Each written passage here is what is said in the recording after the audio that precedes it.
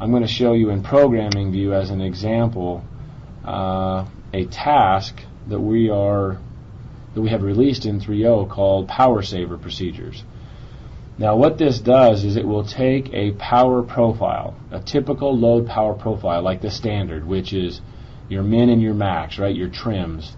What's the lowest level my load can go to? What's the highest level my load can go to? And all the loads in your project have a profile assigned to them as you build those loads. Well, now what we're giving you is the ability basically to load shed, if you will, dynamically through programming. So you can add them to touchscreens or keypads or timers, etc., so that you can change that value dynamically. So let me show you what I mean. I'm going to go into this task here that I already have created, go to my task wizard, and I don't know if you can see, but in the energy saving section we have power saver off, which turns off the power saver mode, power saver on, which turns it on, and power saver toggle. So let's see what would happen here. In power saver toggle, as an example, my second selection is a power profile. So the standard profile, which is probably the majority of what your loads are following anyways. And then I go to my tab and I look at the reduction and the fade time. So what I'm doing is I'm going to type in a percentage value to reduce all of the loads that use that power profile by. So if I type in 20% and I give it a fade time of 3 seconds or 5 seconds or 10 seconds or whatever, what is going to happen is two things. One, all the loads that are currently on that are above the level of the reduction will go down to that new level. So if a light was on at 95%, it's going to go down to 75%. To not get complicated, it's actually 75% of the 97% that you max set up in the power profile anyways. And it'll do it over the fade time of 3 seconds. Additionally, the second thing that will happen, if a load wasn't on and it is using that power profile and you've now enabled power profile mode, you go to turn it on, it's not going to turn on to its normal, say 95%, it's going to turn on to the 75% value. So you're reducing your cost through a dynamic power profile change called this power saver toggle. And the difference between the power saver off, power saver on, power saver toggle is obviously discrete or toggle, the ability to toggle the power profile mode. So put them on touchscreens, put them on keypads, put them on specific timers potentially for different areas. Go ahead and create multiple power profiles. You could call it AM power profile, PM power profiles. You could call it first floor, second floor power profiles, depending on where, wings of the house, depending on where people are spending the most amount of the time. So very powerful ability to use power load shedding with power profile mode. One of the other areas that we've added that's quite interesting is the ability to send email from, say, a sensor or other event in the system.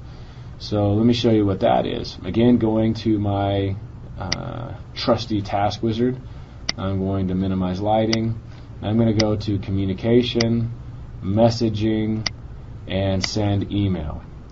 So here I'm going to type in my to. So maybe it's info@vantage.com.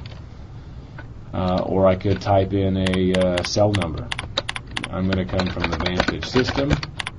The subject is backdoor sensor.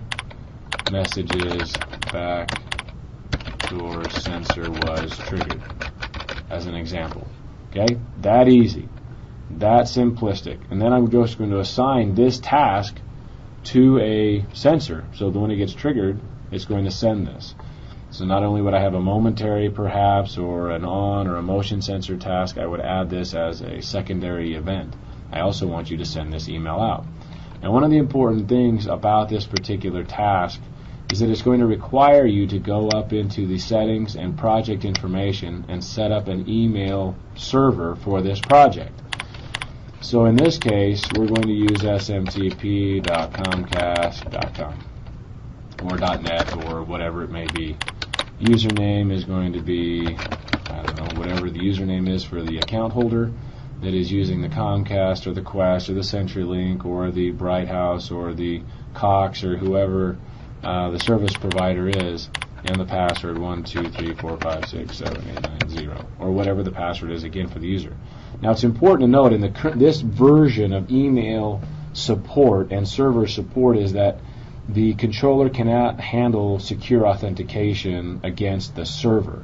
So accounts such as Gmail or Yahoo or the like unfortunately cannot be used to route the email out of the system. It can go to those accounts. You can send to Gmail, you can send to Yahoo accounts, but you cannot use those accounts as the server entity. So you would need to use your ISP server information, such as your major internet service providers like Comcast or Quest or whoever it is in your specific area that is doing that. Okay? If you have any questions, just give tech support a call and we'll walk you through it. Now the last thing I want to show you with regards to new procedures or new tasks is the ability to create vacation mode a la Q-Link all those years ago. So Q had this vacation mode that would replay load activity of 2 weeks and it would record that history and provide that history back on a button press. In Infusion, we didn't implement that due to the logging restrictions that we had in at the time. And since then, we've overcome that, and we've added now vacation mode in its true playback form. So let me show you how this works. So I'm going to take the same procedure, and I'm going to go down to Security, right here, Vacation, and select Vacation Load Playback. We've always had Vacation Random Mode right there below it, but we've never had the Vacation Load Playback. So in this case, I'm going to choose that. You can read again what the load playback does, some of the parameters. It's important to note that there are two additional elements that we'll point out in a minute that require this to work. Let's go to the next tab and choose our loads. Of course, you're going to typically pick externally visible loads. You probably aren't going to do basement loads unless they're near a window or something like that. And what you're picking here are loads that you're going to memorize the playback from. When do people turn them on? How long were they on? And then how long will they stay off? And it's going to take those loads and memorize their what happened to those loads over 2 weeks' time. So it's actually tracking the loads, whether it's a button press or a touchscreen press or a timer or a sensor. Anything that happens to that load, we're going to memorize and put into the log.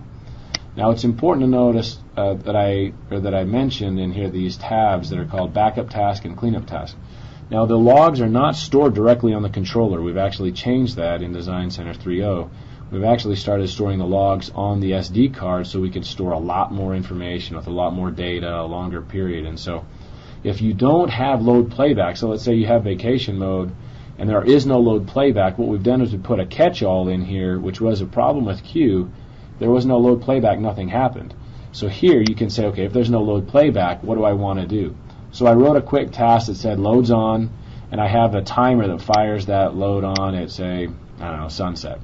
And the cleanup task is the load off, and I wrote another task that says, okay, turn off the loads at, I don't know, midnight or 11 p.m. or something like that. So these are fail-safe mechanisms to make sure you still have something play back during vacation mode time in case there wasn't any historical data available. And then you hit OK, and away you go, and you're done. So those were the basic tasks and new procedures and the like that we've added to Design Center 3.0. What we're showing you now is the ability to look inside of Programming View at what we've provided as the info column. So we've added a new column so that you can see and sort by error message. If you recall, lots of times we have a little tab that is blue or yellow or red down in about the task, but it was hard to see all those together at one given time. Typically it's due to unused tasks or looping tasks or blocking procedures. So what we've done is we've given you the ability now to not only sort by name, say by vid, by category, which is your programming tree over here for organization, or to sort by the type of error message, by info. So I'm going to scroll down through real quick, and I'm going to find these. And let's say I had a bunch of unused tasks. I can hold down Shift and click. Now I can delete them.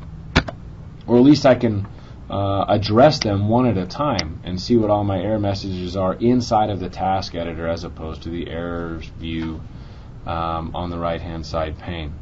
So that's a really nice new feature. Go ahead and take a look at that. You'll see the catastrophic failures in red, the higher profile warnings in yellow, like blocking procedures or missing elements, or the blue, which is more of just a, hey, are you aware, did you know there's something a little amiss here, such as this task isn't used, but it's not going to cause any system problems potentially. So the last thing I want to show you in Design Center 3.0 with regards to programming and some changes is the most simplistic, but one of my favorites, and that has to do with a very simplistic feature with regards to programming. When you hit program and you're going to hit your controller and send the file down, we now have the option for updating the system time, which I love. No matter what we do, I try to keep the system on time, up to date all the time, and we've added that checkbox, brand new. I'm excited about that. So happy programming in 3.0, guys, and good luck with all the energy management tasks, the live scene settings, the power saver modes, sending of email, vacation modes, etc., and the task management. So there's the 3.0 enhancements for